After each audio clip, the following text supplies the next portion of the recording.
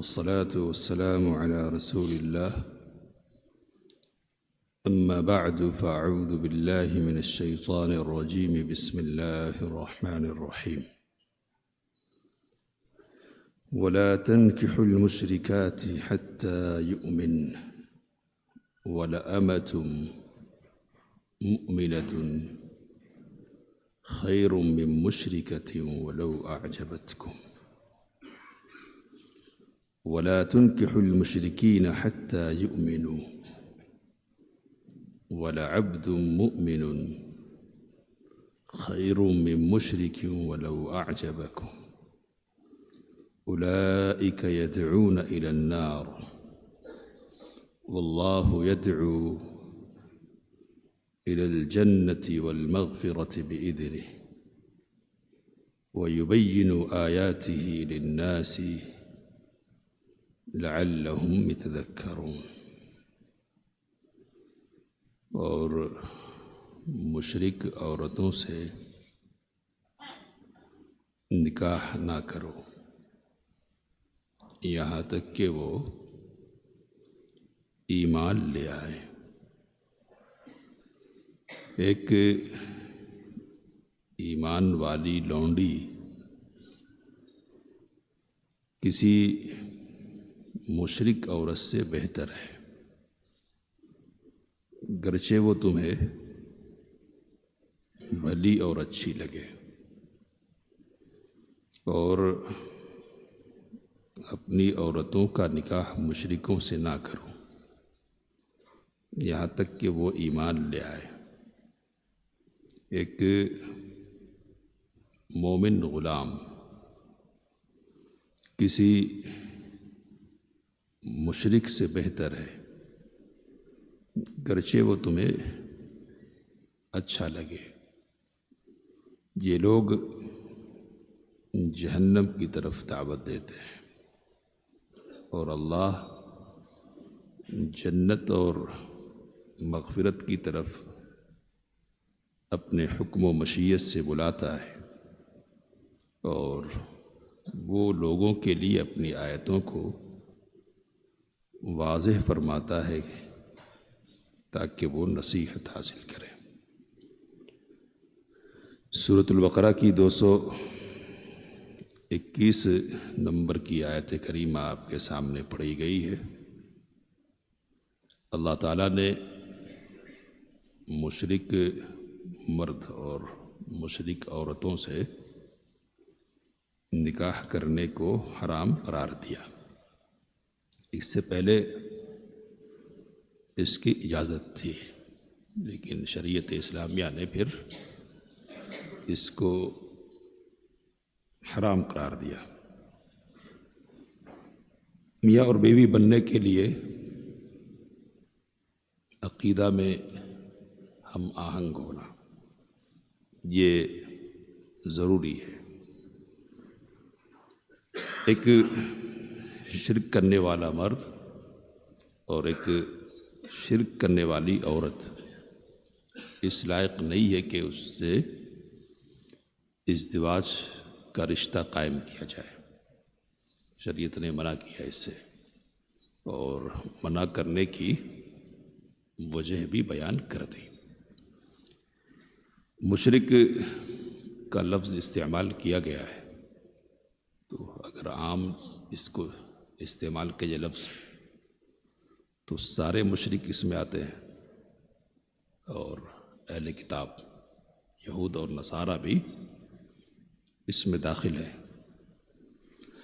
لیکن کئی ایک موقعوں پر قرآن مجید نے اہل کتاب کو الگ اور مشرکین کو الگ ذکر کیا ہے. اہل کتاب والمشرکین، لم یکن الذین کفروا من اہل الکتاب والمشرکین، تو اہل کتاب میں سے جو کافر ہیں اور مشرکین. تو یہ جو اور کر کے مشرکین کا ذکر ہوا ہے جہاں، وہاں مشرکین سے مراد خاص طور پر بت پرست ہے، بت کے پجاری. تو یہاں خاص طور پر والے مراد ہے یا عام مراد ہے.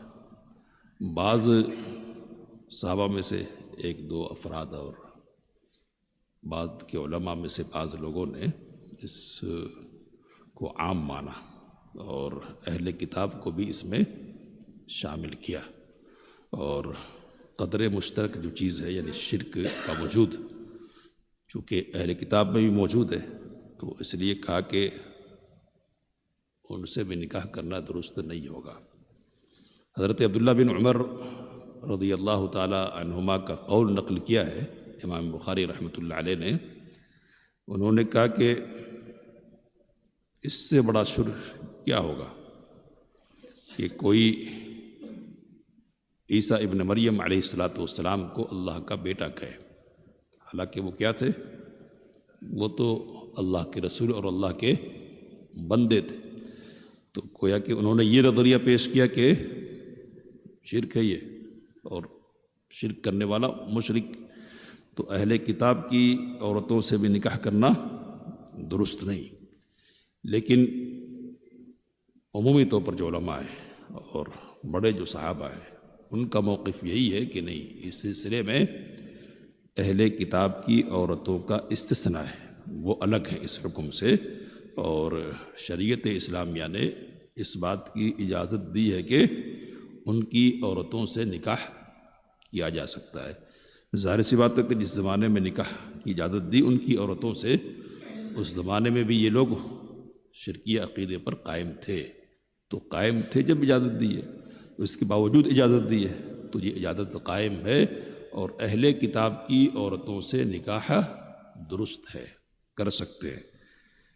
یہ آیت کے پہلے ٹکڑے کے حوالے سے گفتگو ہو رہی ہے، اور اس ٹکڑے میں کیا ہے کہ مشرک عورتوں سے نکاح نہ کرو، تو عورتوں سے نکاح کرنے کے حوالے سے بات ہو رہی ہے، یہ ذہن میں رہنا چاہیے۔ اہل کتاب کی عورتوں سے نکاح کرنا درست ہے، اس کا استثناء ہے کدھر؟ تو سورۃ المائدہ کی آیت میں، والمحصنات من الذین اوتوا الکتاب، اور اہل کتاب کی جو پاک دامن عورتیں ہیں نا، ان سے بھی نکاح کرنا تمہارے لیے حلال کر دیا، وہ بھی تمہارے لیے حلال کر دی گئی ہے۔ یہ اور بات ہے کہ وہاں تنبیہ کے طور پر اور اشارے کے انداز میں یہ سمجھایا گیا کہ دیکھ لینا کہ اس کی وجہ سے تمہارا ایمان خطرے میں نہیں پڑ جائے اور تم کہیں فتنے میں پڑ کر اسلام سے اور ایمان سے کفر اور شرک کی طرف چلے نہ جاؤ۔ تو وَمَن يَكْفُرْ بِالْإِيمَانِ فَقَدْ حَبِطَ عَمَلُهُ وَهُوَ فِي الْآخِرَةِ مِنَ الْخَاسِرِينَ، سمجھایا ہے کہ جو ایمان کے ساتھ کفر کر لے تو اس کا سارا کا سارا عمل خراب ہو جائے گا اور وہ آخرت میں خسارہ اٹھانے والوں میں سے ہوگا۔ تو سوچ سمجھ کر قدم اٹھانا، لیکن بہرحال اجازت ہے۔ اب اس اجازت کے پیچھے کیا ہے، کیا حکمت ہے؟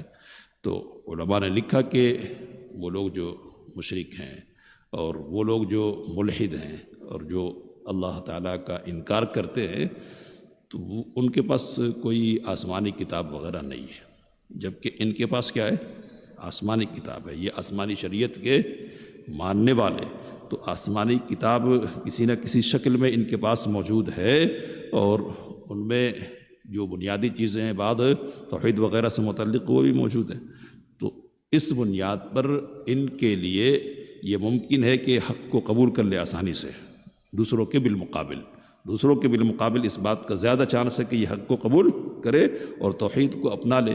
اور پھر یہ کہ یہ اجازت صرف عورتوں سے نکاح کرنے کے حوالے سے، اور عورتیں مردوں کے تابع ہوا کرتی ہے، تو اس بنیاد پر بھی اس بات کا امکان ہے کہ حق کو قبول کر لے اور شرک سے توحید کی طرف آ جائے۔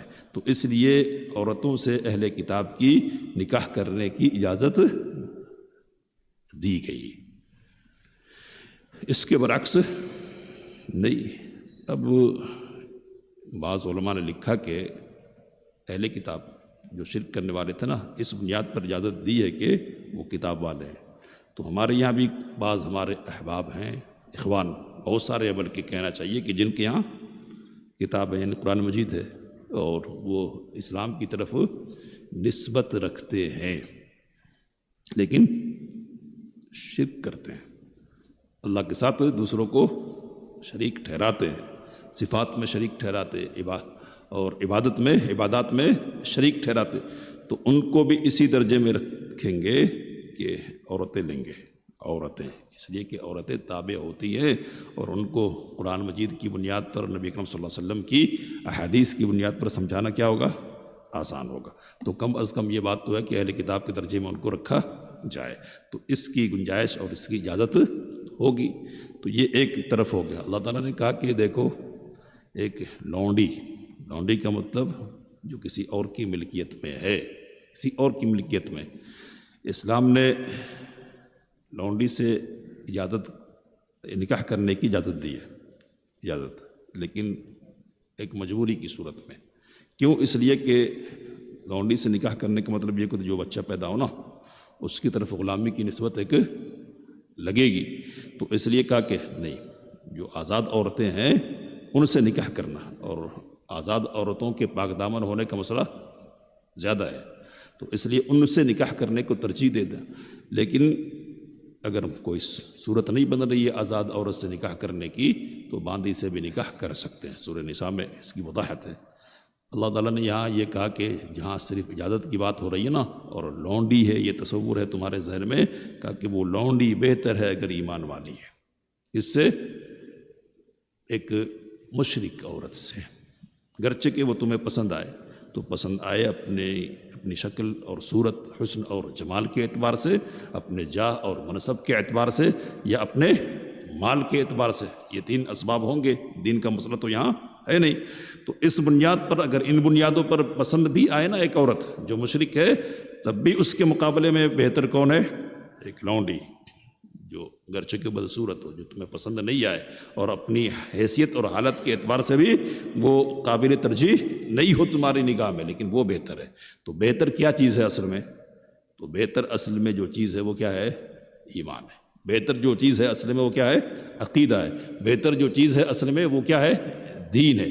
تو دین کی بنیاد پر سوچنا ہے، دوسرے جو عوامل ہے اور اسباب ہے نا ان کو پیچھے ڈال دینا ہے، اور یا تو بالکل گنجائش ہی نہیں ہے کہ عقیدے کے اختلاف کے ساتھ اس طرح کی بات سوچی جائے۔ تو یہ ایک ٹکڑا ہو گیا۔ دوسرا جو ٹکڑا ہے وہ ہے وَلَا تُنْكِحُوا الْمُشْرِكِينَ حَتَّى يُؤْمِنُوا، اور مشرک مردوں سے اپنی عورتوں کا نکاح نہ کرو۔ تو یہاں کسی قسم کا کوئی استثناء نہیں ہے، یعنی اہل کتاب کو یہاں الگ نہیں کیا گیا، اور یہ جائز نہیں ہے کہ اہل کتاب سے اپنی عورتوں کا نکاح کیا جائے، نہ مرد سے عورتوں کا نکاح اہل کتاب کے مردوں سے نہیں کیا جا سکتا، جس طرح بت پرست مردوں سے نکاح نہیں کیا جا سکتا ہے۔ بت پرست میں مرد اور عورت دونوں عام ہے، اور یہاں کیا ہے؟ مردوں کے سلسلے میں ہے۔ بات کیا ہے؟ تو بات وہی ہے کہ مردوں کا غلبہ ہوتا ہے، عورتیں مردوں کی تابع ہوتی ہے، تو اس لیے ان کے مذہب کو اپنانا اور ان کے مذہب پر چلنے کی مجبوری قبول کرنا یہ زیادہ ممکن ہے۔ تو اس لیے اس کی اجازت نہیں کہ کسی اہل کتاب مرد کے نکاح میں کسی مسلمان عورت کو دیا جائے۔ اور جو بات میں نے کہی ہے کہ اپنے یہاں جو معاملہ ہے نا، تو اس میں بھی اس کا خیال رکھا جائے گا، اس کا کہ ایک توحید والی موحدہ لڑکی اور عورت کو کسی مشرک مرد کے نکاح میں نہیں دیا جائے گا، ایسے مرد کے نکاح میں کہ جس کی یہاں شرک ہے۔ کیوں؟ تابع اور مجبوریاں۔ تو ہوتا یہی ہے کہ نکاح کر دیا گیا اور پتہ چلا کہ پہلے ہی دن ہنیمون کے لیے کہاں جا رہا ہے؟ تو کسی درگاہ پہ جا رہا ہے، خاص طور پہ کسی مزار کی سیر کروائی جا رہی ہے، زیارت کروائی جا رہی ہے، تو تبعیت میں اس کو قبول کر لینا پڑتا۔ تو یہاں بھی اس مسئلے میں بھی اس کا خیال رکھا جائے گا، اور عورتوں کو اور بچیوں کو نکاح میں نہیں دیا جائے گا۔ اللہ تعالیٰ نے کہا کہ یہ لوگ جہنم کی دعوت دیتے ہیں تو اپنے عمل سے دعوت دیں گے، اور جس پر کاربند ہے نا اسی پر کاربند ہونے کی طرف بلائیں گے بھی، تو اس لیے جہنم نہیں، کیا چاہیے کہ جنت، اس کا سودا کرو، اور اللہ تمہیں جنت اور مغفرت کی طرف بلاتا ہے، تو اللہ کی دعوت کو تمہیں قبول کرنا چاہیے۔ یہ مسئلہ واضح ہو گیا۔ اب ایک مسئلہ ہے، تھوڑی سی گفتگو اس پر کریں گے کہ دیکھیے جب مردوں کے نکاح کی بات آئی نا تو ڈائریکٹ ان سے مخاطبت ہے، ولا تنکحوا، تم نکاح نہیں کرنا مشرک عورتوں سے۔ لیکن عورتوں کے نکاح کی بات آئی نا تو عورتوں سے خطاب نہیں ہوا، کن سے خطاب ہوا؟ مردوں ہی سے خطاب ہوا۔ تو نکاح کا جو زمام ہے نا، نکاح کا جو معاملہ ہے وہ سرا کا سرا پورا کا پورا کس کے ہاتھ میں ہے؟ مردوں کے ہاتھ میں ہے، مرد ہی اس مسئلے کو طے کریں گے۔ سیدہ عائشہ رضی اللہ تعالی عنہا اپنے گھرانے کی خواتین کے لیے رشتے دیکھتی، پسند کرتی، اور جب ساری تیاریاں ہو جاتی، پوری بات مکمل ہوتی نا، تو مردوں کو کہتی کہ ہم عورتوں کے ذمے یہ کام نہیں ہے، مسند عبدالرزاق وغیرہ میں روایت موجود ہے، آپ آگے بڑھو اور اس معاملے کو انجام دو۔ تو ولی اور مرد کی موجودگی، سرپرست مرد کی موجودگی نکاح کے لیے کیا ہے؟ اس کی اجازت ضروری ہے۔ عورتیں نکاح خود سے نہیں کر سکتی ہے، خود اپنا نکاح بھی نہیں کر سکتی ہے، اور دوسروں کا نکاح بھی نہیں کروا سکتی ہے۔ نبی اکرم صلی اللہ علیہ وسلم نے کہا کہ الزانیہ ہی التی تزوج نفسہا، جو عورتیں خود کا نکاح کرتی ہیں نا وہ کیا ہے؟ زانیہ۔ اور کہا کہ لا نکاح الا بولی، ولی کی اجازت کے بغیر نکاح نہیں۔ اور کہا کہ ایما امرأۃ نکحت بغیر اذن ولیہا، جو عورت ولی کی اجازت کے بغیر نکاح کر لے فنکاحها باطل باطل باطل، تو اس کا نکاح کیا ہے؟ باطل ہے باطل ہے باطل ہے۔ تو ولی کی موجودگی نکاح کے لیے شرط ہے۔ قرآن مجید میں کہیں بھی عورت کو یہ ذمہ داری نہیں دی گئی ہے۔ اب یہ ذمہ داری کیوں؟ تو امام ابن القیم رحمۃ اللہ علیہ نے لکھا اعلام الموقعین میں کہ یہ جذباتی قوم ہوتی ہے، ان کو بہلانا اور ان کو پھسلانا کیا ہے؟ آسان ہے، کچھ چیزیں سامنے کر دیجئے، لالچ دیجئے، اچھی زندگی کا خواب دکھائیے، تیار ہو جائیں گی۔ تو اگر ولی کی اجازت نہیں ہے نا تو سوچنے اور سمجھنے کی اور بصیرت کی یہاں بات ہوتی نہیں ہے۔ دو دوست آئے گواہ کے طور پر ہو اور بہلایا پھسلایا کہ نکاح ہو گیا، تو کہا کہ اس طرح بدکاریوں کے دروازے کھل جائیں گے اور عورتوں کے مستقبل کا معاملہ بڑا تاریک ہو کر رہ جائے گا۔ یہ تو جذبات کی بنیاد پر آگے بڑھتی ہے، پتہ چلا کہ بڑھنے کے بعد پھر سوچنا ہوتا ہے، اور بڑھ گئے مستقبل ادھر سے ادھر ہو رہا ہے۔ آگے کی ذمہ داری کس کو نبھانی ہے؟ پھر کون سوچے گا؟ پھر کس کے سر پر مصیبت آئے گی؟ کون ہوگا وہ؟ تو وہ ولی ہی ہوگا نا۔